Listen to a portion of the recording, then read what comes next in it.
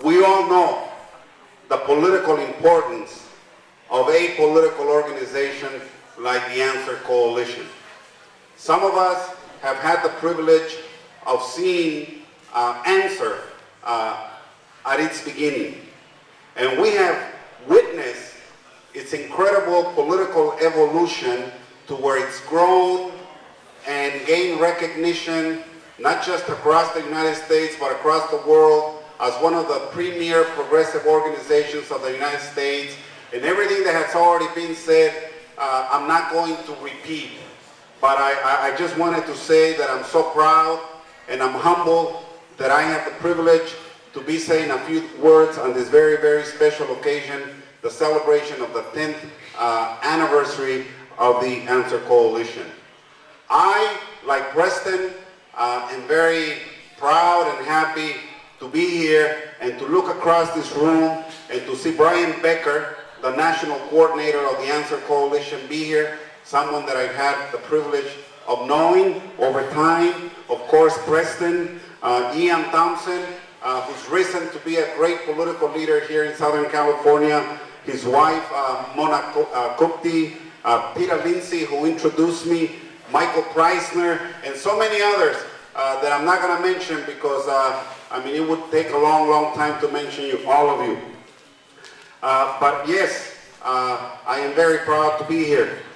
In 2001, when the Answer Coalition was formed, Bush had just been declared the President of the United States by the United States Supreme Court in violation of the Constitution of this country.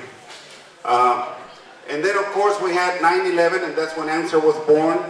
And when that happened, a lot of us, or some of us, understood that imperialist war was going to become the order of the day. And Answer was the first organization that stood up and said, we have to oppose the war, and more importantly, the wars that will be coming.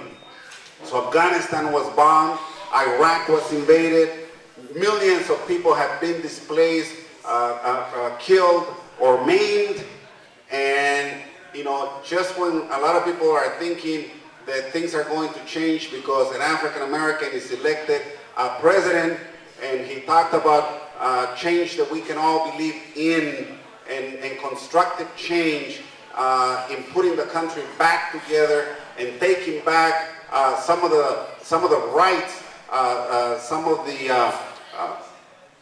the gains that we had made under the New Deal and so on. Surprise, surprise. We have a president that, in fact, has done, by my count at least, and I'm sure that many of you would agree with me, a lot worse than President Bush himself.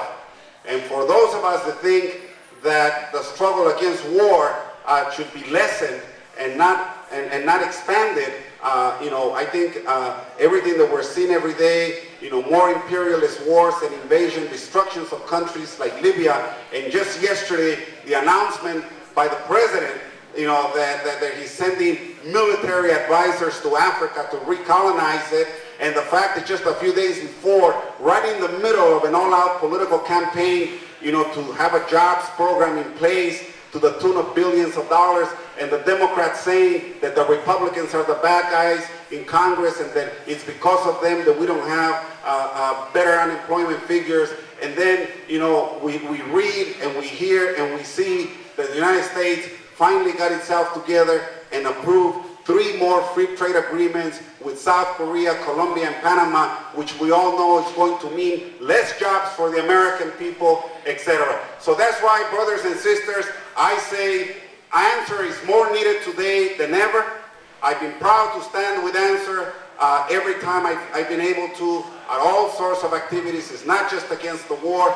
Answer has been there shoulder to shoulder with us in this all-important struggle for immigrant rights, full rights for all immigrants, as the slogans that we see on the walls and so on. And so, Answer, thank you very much.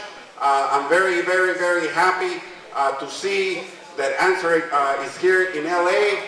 And LA is not what it used to be 10 years ago, and that's because of the relentless, consistent, and principled political struggle that Answer is waging day in and day out. Thank you very much. Muchas gracias.